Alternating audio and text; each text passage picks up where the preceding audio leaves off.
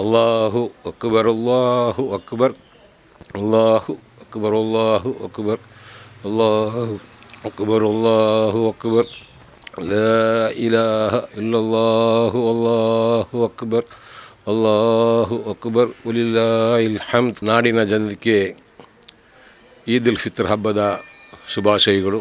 ಸಹೃದಯಿ ಸಹೋದರ ಸಹೋದರಿಯರೇ, ಈ ಬಾರಿ ಕೂಡ ಮುಸಲ್ಮಾನ ಬಾಂಧವರಿಗೆ ಈದ್ ಉಲ್ ಫಿತ್ರ್ ಹಬ್ಬ ಹಾಗೂ ಕಳೆದ ಒಂದು ತಿಂಗಳ ರಂಜಾನಿನ ಉಪವಾಸ ವ್ರತ ಬಹಳ ಬೇಸರ ಹಾಗೂ ದುಃಖಿತರಾಗಿ ಆಚರಿಸುವಂಥ ಪರಿಸ್ಥಿತಿ ನಿರ್ಮಾಣ ಆಗಿದೆ.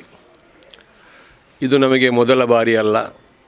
ಕಳೆದ ವರ್ಷ ಕೂಡ ಇದೇ ರೀತಿ ಕೊರೋನಾ ವೈರಸ್ಸಿನ ತೊಂದರೆಯಿಂದಾಗಿ ಸರ್ಕಾರದ ಆಜ್ಞೆ ಮತ್ತು ನಮ್ಮ ಕಾಝಿಗಳ ತೀರ್ಮಾನದಂತೆ ನಾವು ಮಸೀದಿಗಳನ್ನು ನಮಾಜಿಗಾಗಿ ಉಪಯೋಗಿಸದೆ ಮನೆಯಲ್ಲಿಯೇ ನಮಾಜ್ ನಿರ್ವಹಿಸುವಂಥ ಒಂದು ಕಷ್ಟ ಕಾಲ ನಮಗೆ ಬಂದೊಯ್ದಿದೆ. ಈ ಬಾರಿ ಕೂಡ ಅದೇ ರೀತಿ ನಾವು ನಮಾಜನ್ನು ಮನೆಯಲ್ಲೇ ನಿರ್ವಹಿಸುವಂಥ ಪರಿಸ್ಥಿತಿ ನಿರ್ಮಾಣವಾಗಿ ಈದ್ ಕೂಡ ನಾವು ಭಾಳ ಸರಳತೆಯಿಂದ ಮನೆಯಲ್ಲಿಯೇ ಆಚರಿಸುವಂಥ ಒಂದು ಕಾಲ ನಮಗೆ ಒದಗಿ ಬಂದಿದೆ. ಈ ಒಂದು ಕಾರಣ ಈ ಒಂದು ಕೊರೋನಾ ವೈರಸ್ನಿಂದ ಅಂತ ಹೇಳುವಂಥದ್ದು ಎಲ್ಲರಿಗೂ ತಿಳಿದ ವಿಚಾರ. ಆದರೆ ಈ ಒಂದು ಕೊರೋನಾ ವೈರಸ್ ಯಾಕಾಗಿ ಬಂತು, ಇದರ ಹಿಂದೆ ಇದರ ಮರ್ಮವೇನು, ಅಲ್ಲಾಹನ ಕಡೆಯಿಂದ ನೇರವಾಗಿ ನಮಗೆ ಇದು ಬಂತೋ ಅಥವಾ ಇನ್ನಿತರ ಯಾರೋ ದುಷ್ಟ ಶಕ್ತಿಗಳಿಂದ ಈ ಒಂದು ವೈರಸ್ ಬಂದಿದೆಯೋ ಎಂಬ ಅನುಮಾನ ಕೂಡ ಕಾಣ್ತಾ ಇದೆ.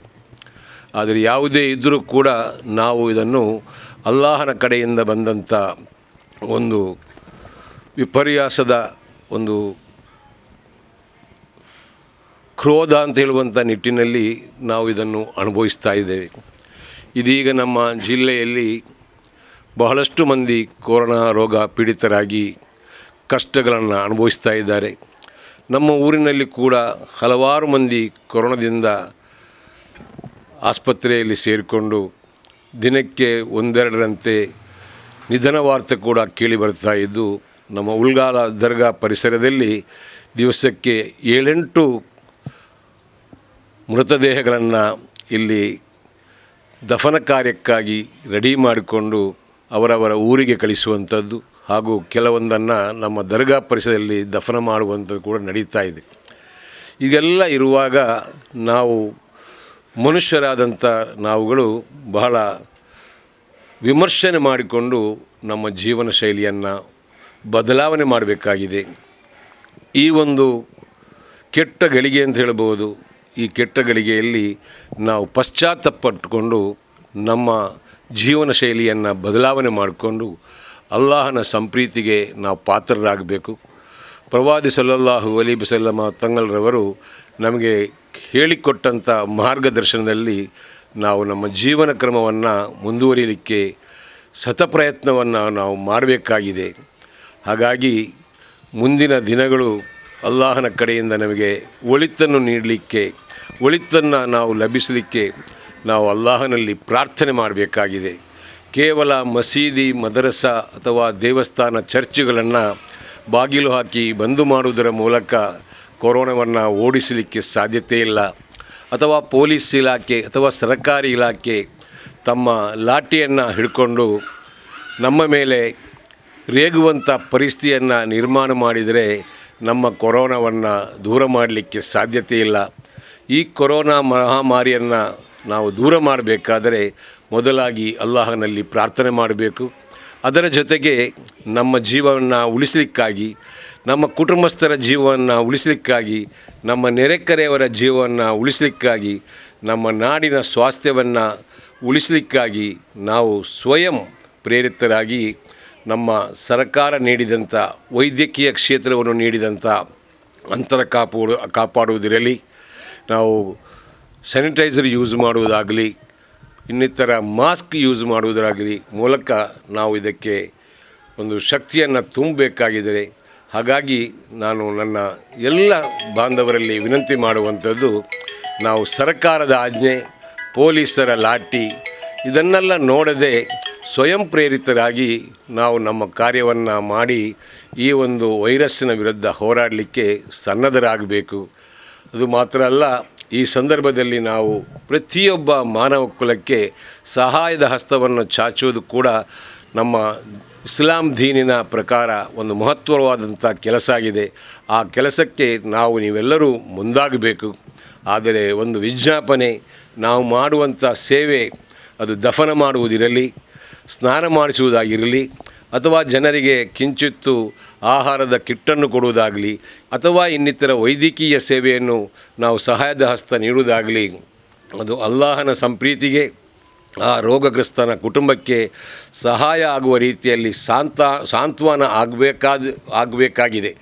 ಅದಲ್ಲದೆ ನಾವು ಜಾಹೀರಾತಿಗಾಗಿ, ನಮ್ಮ ಸ್ವಯಂ ಪ್ರತಿಷ್ಠೆಗಾಗಿ ಅದನ್ನು ವಿಡಿಯೋ ಮೂಲಕ ಮಾಡಿಕೊಂಡು ಅದನ್ನು ಬೇರೆ ಬೇರೆ ರೀತಿಯಲ್ಲಿ ಪಸರಿಸಿಕೊಂಡು ಅಲ್ಲಾಹನ ಕಡೆಯಲ್ಲಿ ದೊರಕುವಂಥ ಆ ಪುಣ್ಯವನ್ನು ನಾವು ಯಾರು ಕೈ ಬಿಡಬಾರ್ದು.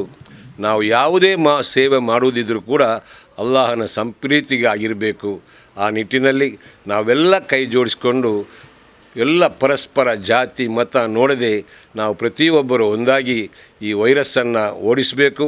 ಅದರ ಜೊತೆಗೆ ಪ್ರತಿಯೊಬ್ಬರಿಗೂ ಸಹಾಯದ ಹಸ್ತವನ್ನು ನೀಡುವಂಥ ಕೆಲಸವನ್ನು ಮಾಡಬೇಕು ಎಂದು ಹೇಳಿಕೊಂಡು ಈ ಒಂದು ಈದುಲ್ ಅಜ್ಹಾ ಹಬ್ಬದ ಈದುಲ್ ಫಿತ್ರ್ ಹಬ್ಬದ ಶುಭಾಶಯವನ್ನು ಹೇಳುವುದರೊಂದಿಗೆ ರಂಜಾನ್ನಲ್ಲಿ ನಾವು ನಮಾಜ್ ಇಲ್ಲದೆ, ನಮಗೆ ರಂಜಾನ್ ಅಂತ ಹೇಳಿದರೆ ಪ್ರತ್ಯೇಕವಾದಂಥ ವಿಶೇಷವಾದಂಥ ತಿಂಗಳು.